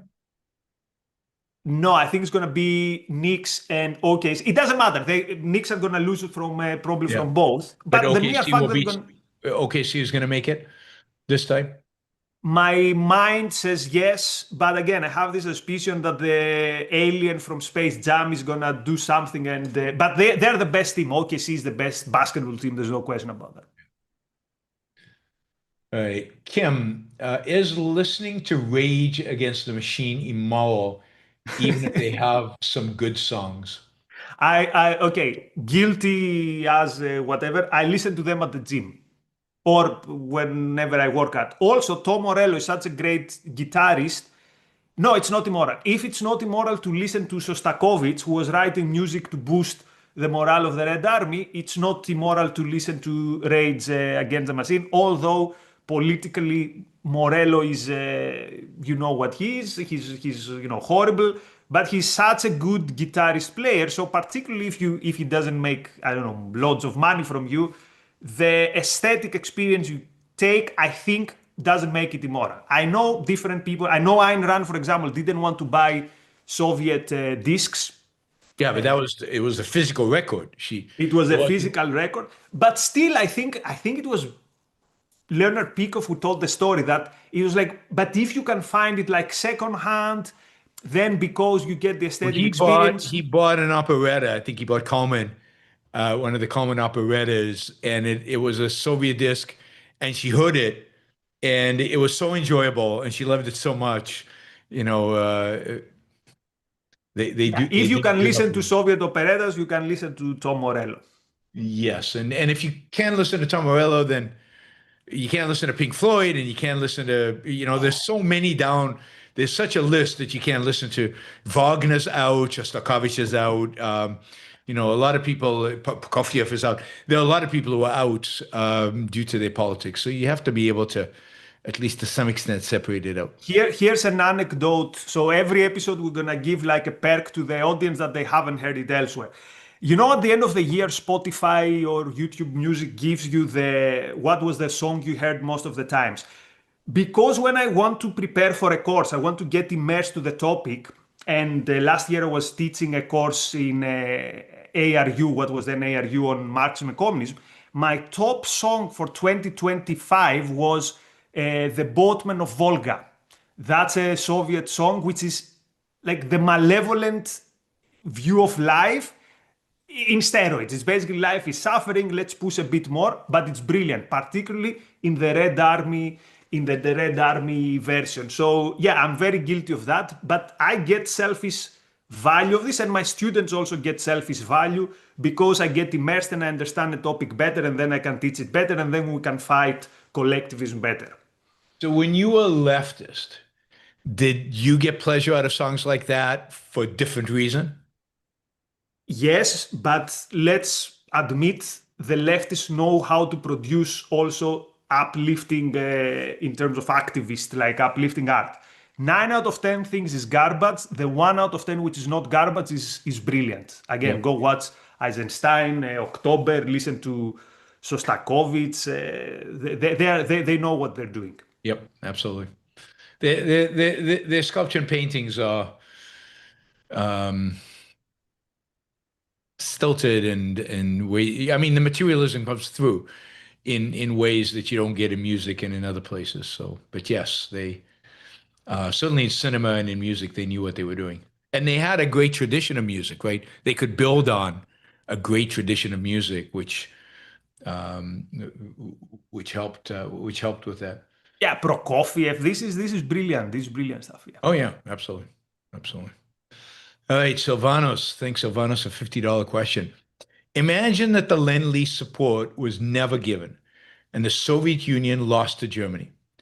Is it a safe bet the Allies would still have? Would still have won?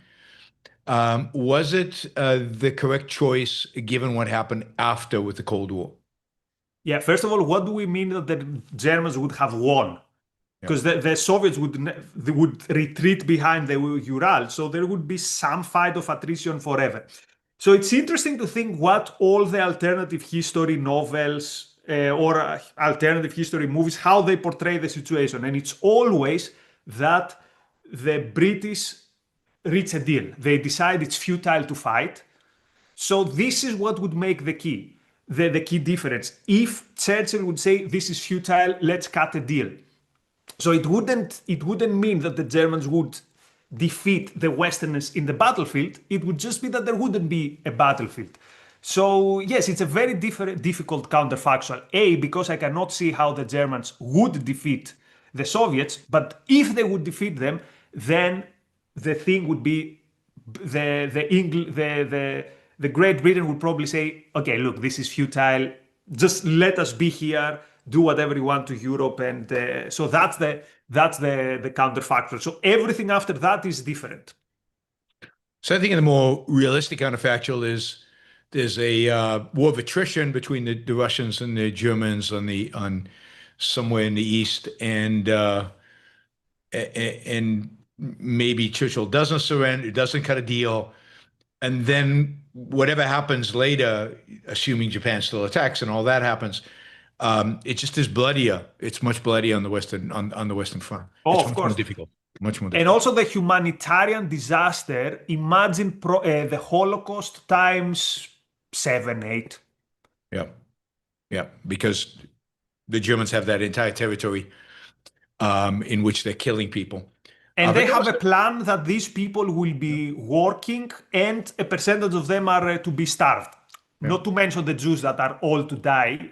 That goes without saying. But even the natives, many of the natives are dying. But Germany would have taken huge losses because think about the territory. Think about just the vastness of what they would have had to hold and manage. The entire most of the European side of Russia, if they were going to go on into, I don't know, down into the Middle East to get the oil, they couldn't even manage North Africa, right? I mean, so it's not that they would have just, unless they would have cut a deal with Stalin, it's not like they would have just captured this territory and there would have been peace there. It would have been constant warfare, and they would have suffered significant losses. And if we want to play counterfactual, I think the only realistic counterfactual would be for Germany, but not the Nazis to win, because the Nazis would never do it, which would be to cut a deal with the Ukrainians. The Ukrainians had just gone, so initially, many saw the Germans as liberators. So imagine if Hitler had told them, hey, you can have your own army, you can have your own flag, your autonomy, just let us have Ukraine as an allied nation and as an outpost to destroy the Russians who have been tormenting you. This would be the only possible way, but of course Hitler would never do that. He would never do that for what reason? First of all, because it's full of Jews, it's full of. He wouldn't have wanted the Jews, but the Ukrainians would have handed them over. Sounds like the Ukrainians loved their Jews. Yeah, but also he saw also the Ukrainians as inferior, and he was too much of a Nazi to accept alliance with any of these. With anybody. Yeah. Ultimately, even Mussolini would have been, if Hitler was winning, Mussolini would have been deposed and come under. Oh yeah, because Mussolini. The other thing is Mussolini did not have it in him to spill blood, whereas Hitler had it, and we have to understand Hitler was a true Nazi. In the same way as Stalin was a true communist. They were not just thugs who were in it just for... No, they were true believers. And it showed out in how history played out. So at some point, we need to do a show on Stalin as a real communist, right? So counter to that's what the left easiest show. I can do it I like that. Yeah. There's such a plethora of evidence. Yeah. It's going to be the easiest show. All right. I like numbers. Pinker called God's side cruel for questioning suicidal empathy. Pinker called God cruel for okay. Is it reasonable to assume Pinker has contempt for Rand for being against altruism? I have no idea. The only thing I've read from Pinker is his book on writing, which is very good. So I'll leave this to Yaron. Yeah, I mean, look, Pinker's not an egoist, so he definitely believes in some form of altruism. He would argue for a softer than the Christian form.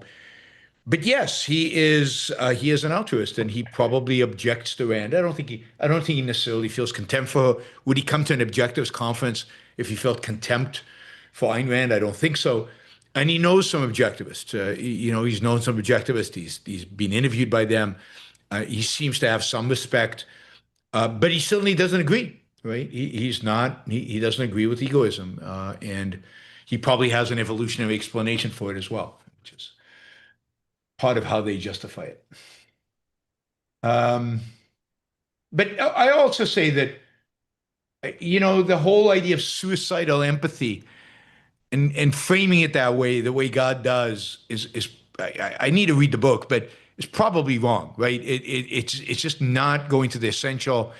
It's placing emotion above everything else. Empathy, after all, is an emotion, and it's judging emotionally. It's not going to the core of the issue and the heart of the issue, and then you can easily disagree. Okay, which empathy is suicidal, which is not? How do we know the difference? How much sacrifice is okay? Is a little bit of sacrifice okay? And a lot. So these kind of debates are futile. What you really need to get is to the core of what is life. What is the purpose of life? What is true morality?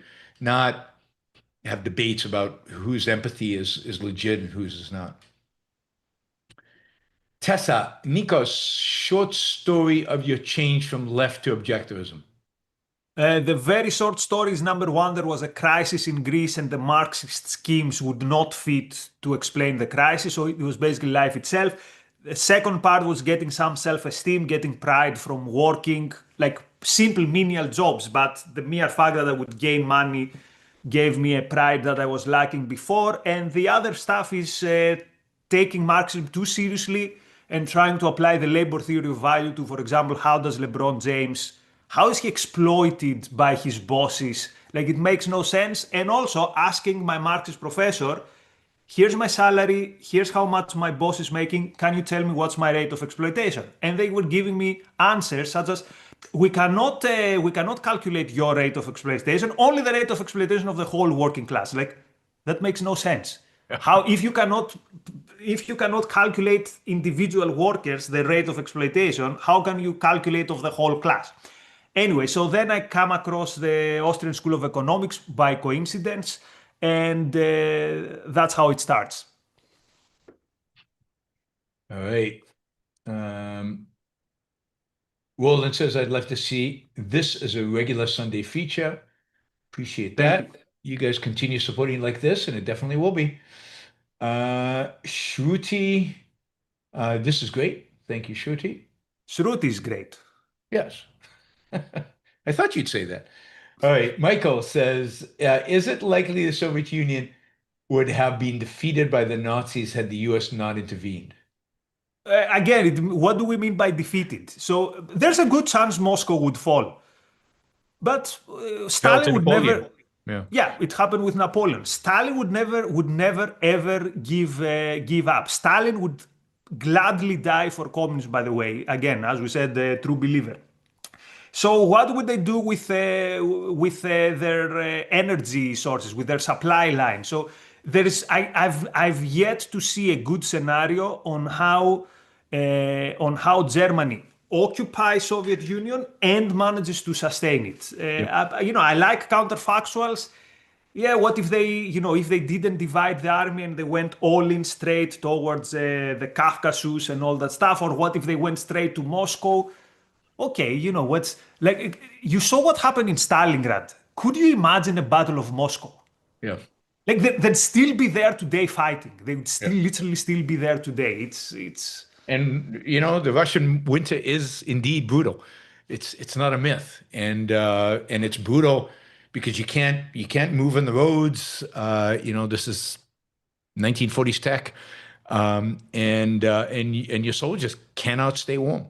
It is a disaster. Yeah, to use a sports. I mean, people don't watch football. Anyway, so the Nazis were good basically in one tactic, which was penetrate with mechanized forces fast. And if you can't do that, then you're bogged to a battle of attrition. That's not their element. This is not what they're good at. Right, Roland. Fun fact: during communism, the Red Army was celebrated for liberating Hungary. Then in 1989, we found out Russian children had been taught about the same event as them occupying Hungary. Well, there's no question that Hungary was under occupation, and it became clear in 1956. By the way, interesting, Marxists spend their whole life talking about revolution. The one revolution in Europe in recent history was the Hungarian Revolution. You literally had every Marxist trope. Workers rising up, taking over factories, taking over production, and it was a revolution against a communist dictatorship, and it was crushed in a very bloody way by the Warsaw Pact forces. Christos, Nikos, what do you think of the political stage in Greece? Traditionally very socialist, but do you think there has been any shift with more voices pro-freedom capitalism or the other way around? I will just give you one. I mean, that's not... Greece is still among the 5 least free economies in Europe. And when I say Europe, I don't mean the European Union. I include Belarus and Russia. I mean, it's completely anecdotal, but in my years at the Ayn Rand Institute, I think I gave a talk I was invited somehow in every single European country. Never in Greece. Never. It's a wasteland, intellectual wasteland for freedom. It's a lost cause. It's hopeless. Nikos is a lot more negative on Greece than probably anybody else is, but okay. Oh, But Yaron he's was the invited expert. though. I was invited a few times Summer over of the years. September of 21 in a very nice roof garden overseeing the Beautiful. Acropolis. The video, I think the video is available. It was probably one of the best settings I've ever spoken at. Maybe there's no video. Maybe we just took photographs. We just took But photographs, yes. It was one of the best settings ever. But I don't think you've spoken in every European country because I doubt you spoke in Belarus or in Moldova. So a few places neither of us have ever spoken at, I think. Yeah, I didn't speak in Belarus. That's true. That's true. I speak into Albania. I speak like countries like how would I ever visit I know. Albania? Like no offense to There probably, Albania. I think I've counted the 5 countries in Europe I haven't spoken in yet. Belarus, Moldova, Slovenia, which you might have spoken in. I was Bosnia. invited in Slovenia. I think something happened and it didn't happen, but I could have spoken in Slovenia. I was invited in Bosnia, and I was on a plane landing in Bosnia, and the pilot decided the winds were too strong, and he flew us back to Vienna. So I've spoken in Sarajevo. I've yeah, spoken in you've Bosnia. spoken in Sarajevo. Yep. I think those are the only countries in Europe I haven't spoken in. Those 4. So yeah, I mean, together we're probably only missing Belarus, and I have a feeling neither of us is speaking in Belarus anytime soon. Not anytime soon. Yeah. All right. Let's see. Robert says, an informative, compelling discussion. Great to see you both of you in action. Looking forward to your future dialogues. Thank you, Robert. Ian says, if you haven't read Stalin's War, you definitely should. It has some strong opinions about all these decisions and how Stalin, with the help of sympathizers in the West, got his way in negotiations. And Nikos, I think, went up to pick it up. There it So is. this guy has written recently 2 books on communism. The one I didn't like it, so I picked this with a lot of skepticism. This is brilliant. This is very, very good, and it has the eye for the important. So it's a page turner. So I recommend it to people. Sean McMeekin, Stalin's War. Excellent. All right, that's Ian. Stephen Hopper, thank you for the sticker. I think I got all the sticker people. Did I get it? Oh, I didn't get Martin. Thank you, Martin, for the sticker. Yeah, and we got Andre. All right, Ron says, very interesting. Thank you. Thank you, Ron. Eyal says, can you recommend any reading on the post-war division of Europe? Yes, any opportunity to get up. So the first book, because I need to stretch, but if we do well, I'm gonna buy myself a standing desk because All right, till so now my we're raising money for Nikos' standing desk, guys. So we're saving Nikos's back. not to guilt you, but till now, whenever I'm on a standing desk, I put a desk over another desk. So one book, you should start with John Lewis Gaddis, The Cold War. This is because this is a small one, but there are 2 more. And by the way, say something, Yaron, so that there's no dead air. Yeah, so Nikos is going over to get the books. But yes, sitting all day long can really create havoc on your back. When I fly, my back really suffers because I'm sitting. Even though I usually am in business class or first class, it doesn't matter. Just being on that tailbone will destroy your back. So standing. So one of our priorities is to get Nikos a standing desk. Okay, so so the 2 obvious choices about Stalin and post-war Europe is Stalin Scares by Robert Gelatelli, who I've heard this guy recently. He's quite good. So Battling for Communism in War and Cold War. That's the one I would start. Most people might know Anne Applebaum. I'm not always the biggest fan, but this is The Iron Curtain on the Crashing of Eastern Europe, if you want to read about the enslavement of these countries. And if you want to go slightly deeper, there's also Stalin and the Fate of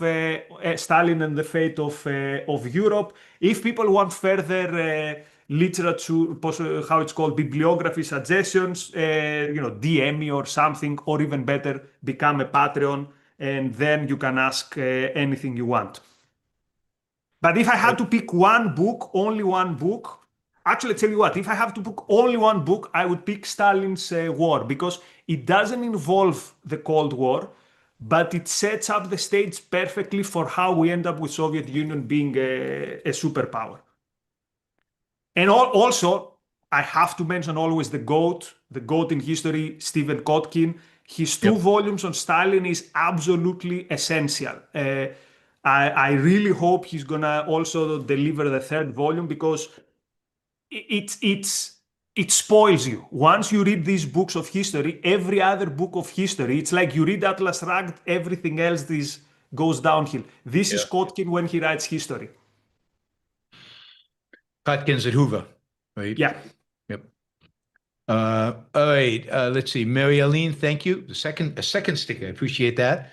Glenn, thank you, Glenn. $50. Really appreciate that. Hey, Glenn, thank you.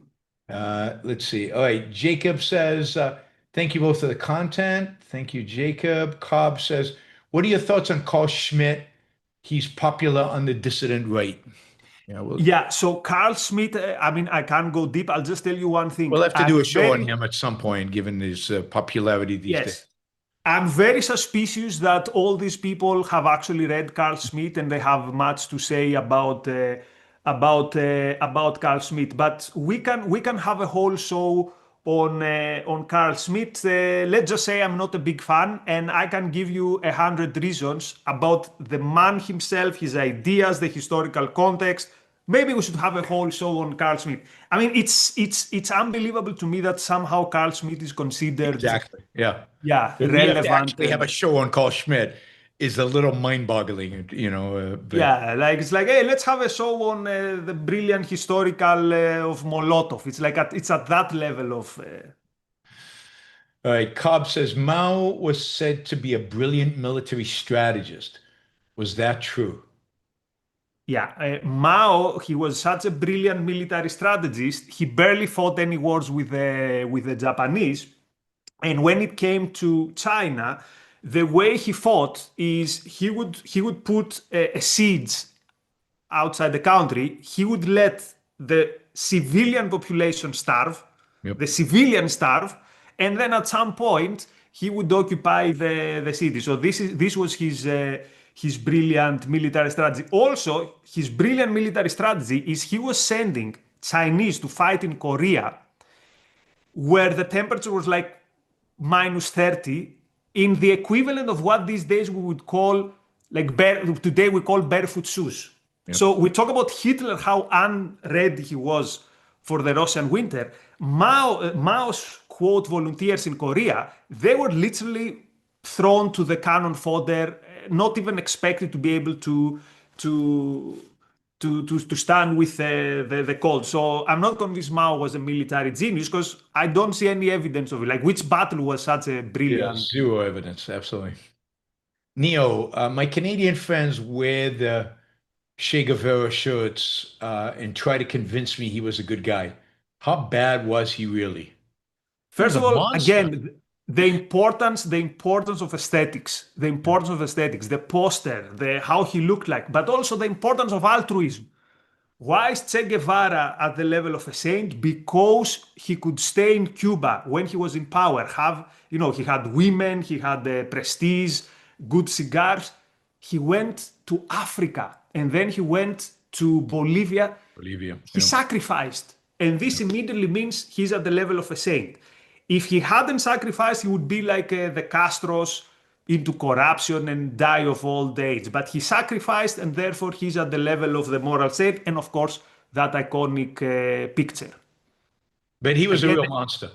I mean, he was a brutal murderer and a monster. Yeah. Well, he was leading a communist revolution, and he was more of a true believer than Fidel. Fidel was first, he took power and then he decided that he would be a communist for various other reasons. Che was a true believer. Yeah. Thoughts on Pastor Doug Wilson? You familiar with this guy? Help me. I mean, he's evangelical preacher these days who I think what's his shtick? Women shouldn't have the right to vote. We all went downhill once women got the right to vote, and he's a Christian nationalist. So when we do a show on Christian nationalism, we'll do a little bit of research into Doug Wilson. He's also really well connected with J.D. Vance, so that's part of the. But he's definitely a Christian nationalist, a real bad guy. There's a bunch of them out there, flirt or not so flirt with anti-Semitism, but just certainly with kind of. Well, we can borderline do something on Christian nationalism about Patrick Deneen. Now, people will be confused. They'll be like, are they talking about Patrick Deneen or about a Marxist? Because what I hear sounds similar to a Marxist, but stay tuned when we do that. Well, and okay, we'll talk. But there's Deneen kind of Christian nationalism, and then there's evangelical Christian nationalism, which are just like the evangelicals are different than the Catholics.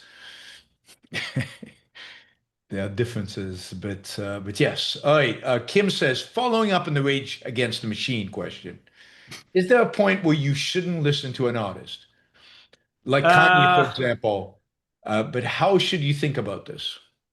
It all depends on the context. So, when I was preparing for my latest course at ARU, which was on fascism, I was watching with my partner every fascist movie we could find, like literally movies with the Nazis. I was listening to what? Lena. I can't. What's her family name? Oh, the power of the power of the will. Yeah. Vertimiller or something like that. No, and now you said the wrong name, and now I'm stuck, and I cannot think of the. No, not just only that, because that's okay. That's like, but even cheaper, let's say, propaganda, and it got so deep that one night I literally had a dream with Rudolf Hess. I was in prison interviewing Rudolf Hess. Now there was a context, there was a reason there. Riefenstahl. Sorry. Riefenstahl, yeah, who then after the war was like, oh, this was just I didn't have anything to do with the Nazis. That was just artistic work. By the way, then she was saying, I was hypnotized by Hitler. She says she literally thought that I couldn't help it. Anyway, so one obvious example is you can listen to music which is by, let's say, white power fascist stuff, and you don't know that they're by fascist groups. There's some very interesting electronic music, industrial music stuff. And, it's nice music, and then you learn, oh, but these people are fascist.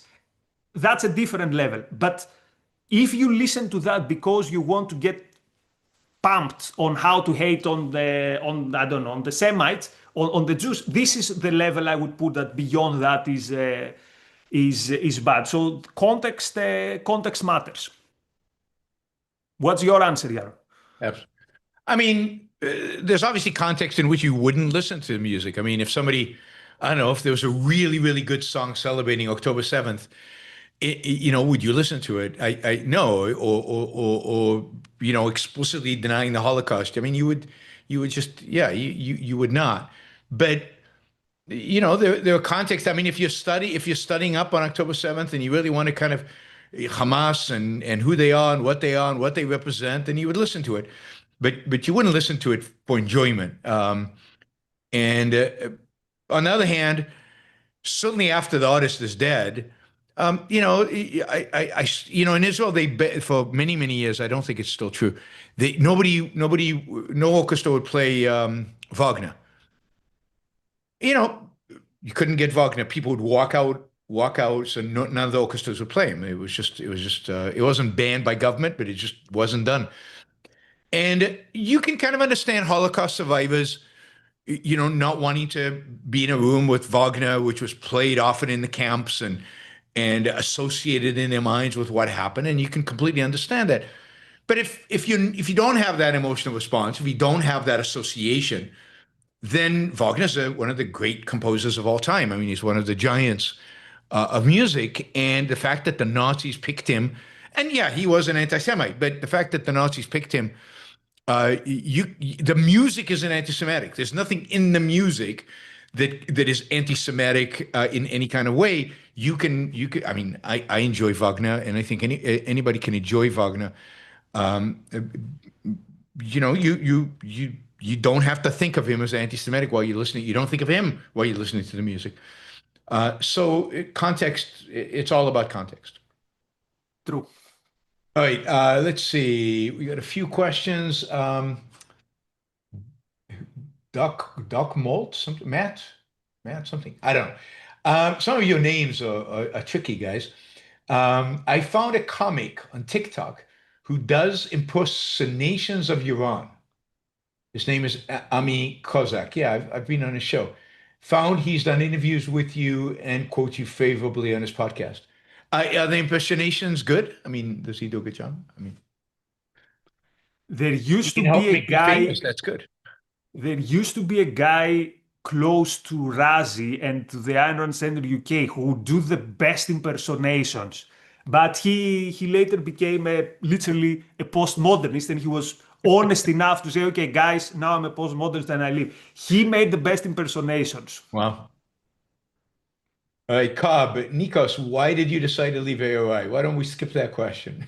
No, it's just so that Oh. people don't think there's something. Sure. It's for usual reasons why someone leaves their job, like professional reasons, nothing, to There's no philosophically. philosophical issue at hand. No, There's no, no nothing. intellectual issue, and obviously No. we still get along. So, Yeah. Cobb, is Hassan Piker a real Marxist? That's a very good question. I don't know. So he had this picture where he was reading what is to be done on a train. Let me tell you something. I don't think there's anyone who is at his age who is a real Marxist who has not read what is to be done and who would be reading it on a train. What is to be done is not a book that you read on a train. So it's like you've seen these many photos where LeBron James is reading a Malcolm X biography and he's always in page one. I assume something similar happens with Hassan Piker and what is to be done. What do you think of people who are extremely wealthy and flaunt their wealth and are committed Marxist? No surprise there at all. Ideas are more powerful than your wallet. All right, here, thoughts on historian Sarah Payne? Haven't got anything good to give you, but have you got something? No, I mean, the name is super familiar, but I can't think of anything of hers I've read. Yeah. Anyway, another time. Another time. Another time. All right. Is post-liberalism and Catholic integralism the same? They're like that. How do you call the Yeah, Venn so diagram? Venn Yeah. diagram. Huge overlap. I think we're going to do a few shows on post-liberalism, Catholic integralism, all this Deneen and these So other there's people. some post-liberals who are not Catholic integralists. I don't think I know any Catholic integralists who wouldn't also be a post-liberal. That's right. That's right. So the post-liberal is a bigger circle, but it encompasses the integralists. What's your friend Varoufakis up to these days? Oh, I'll tell you exactly what he's up to. So at the beginning of the 12-day war, he wrote a solidarity letter to the Iranian embassy. And I print screened it because I was like, if I say this to people, people will not believe me. In this war, he took a step further. He visited himself, the Iranian ambassador, to express his solidarity. So people, this is the guy who has been kidding you that he cares about women, that he's progressive, and he goes and gives his solidarity to the Iranian embassy. Also, the other day he was in Russia. Of course, he told us that this is a gesture of peace, that he went to Russia is a gesture of peace. Of course, he wouldn't go to Israel so he said, it's not that I support Russia, I just went there for reasons of peace. So in the summer, he was retweeting calls to go to Israeli tourists basically and protest them.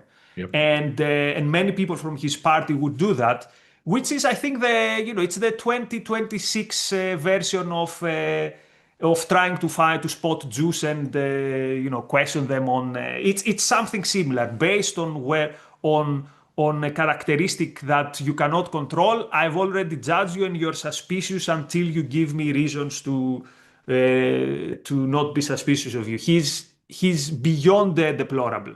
Yeah. He's worse than you think. Whatever you think of him, he's much worse.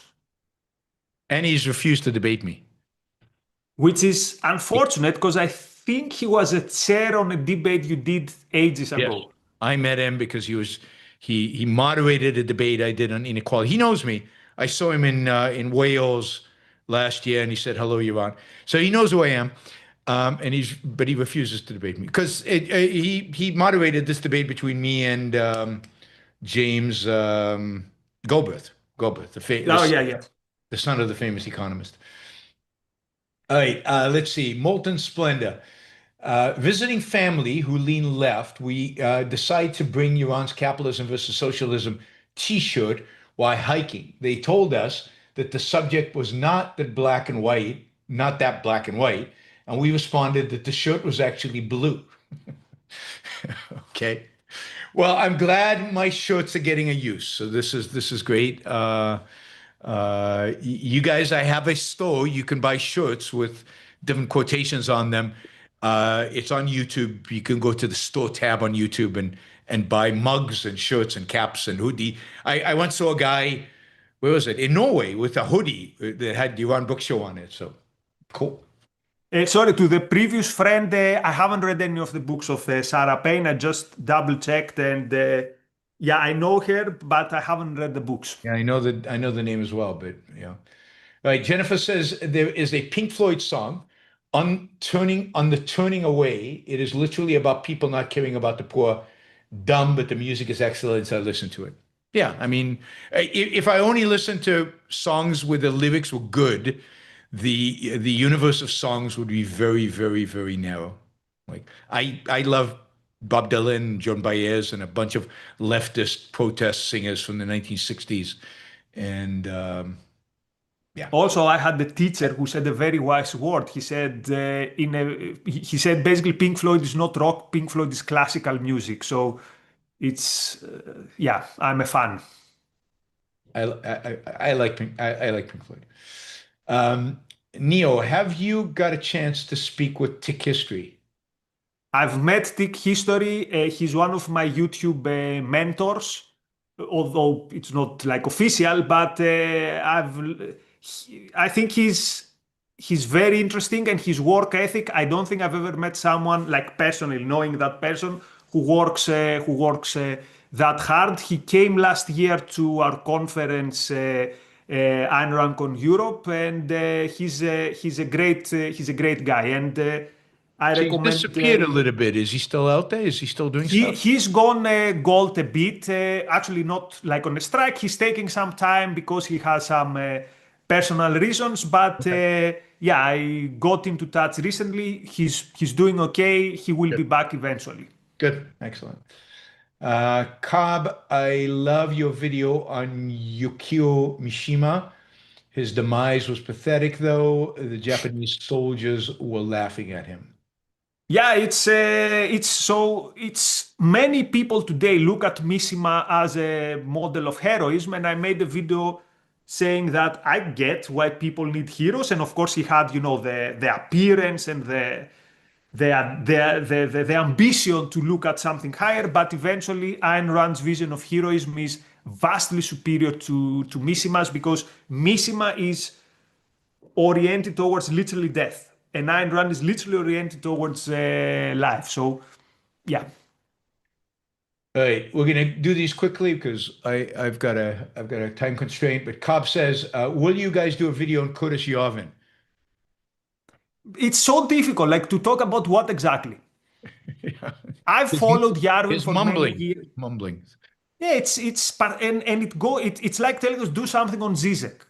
what about the jokes? To talk about what? It's very difficult to pinpoint what are his ideas. We can do something, but We'll probably do something on your end, if only to show you that he's not saying anything, and what he says is often so ridiculous that it seems bizarre to have to comment on it. But if only as part of the new right, he certainly will. yeah. And he used to be, and I used to find him very entertaining. Now it's not even that. It's a bit like Zizek. Like after some point, you don't even get the entertainment value. Cobb, why is communism associated with the color red, fascism brown and black, capitalism with blue? First of all, I never knew that capitalism is Neither was related I. to blue. I don't know exactly why communism is with red. I know though why the Nazis chose the red, and it's 100% because of the socialism. They wanted, and I encourage people to go and watch non-black and white, so videos with color of Nazi rallies. The dominating color is red. If you just see the picture, you can't, is this a Nazi or a communist rally? Red is everywhere. Yalta says, is there a reason nationalism has historically been so influential in many Orthodox majority countries like Russia and Serbia? Well, it's a very easy form of collectivism, a very easy form of, you have to sacrifice for something. So it's the low-hanging fruit. Yeah, for Orthodox church that is very focused on collectivism and sacrifice. And tribalism, like it's us and the others are not so Orthodox and not so good. Yeah. Yeah, Not to mention the Catholics who are, So the Orthodox are not even in good terms with other Orthodox. It's interesting, an interesting phenomenon. Maybe we'll talk at some point that there's a number of quite a few young people in the United States are converting to Orthodox Christianity rather than all the other sects, right? That's weird. choosing, which is bizarre, right? Bizarre indeed, yeah. All right, Nikos, this was fun. We'll have to do it again, like next Sunday. Next guys. Sunday, yes, we'll do it again. Many thanks to you for having me. If you told me 10 years ago this would happen, I was like, yeah, that's so. And also, most importantly, thanks to the viewers who gave us their time, and to those who gave us also their money, a bit more of a thanks. Absolutely. Thank you to all the super chatters. And don't forget Patreon, both Nikos's and mine. And I will see you tomorrow. And I think we'll have a show every day this week and for the rest of May. And Nikos and I will see you all on Sunday, same time, same place. Bye, everybody. Have a great weekend. Thank you very much.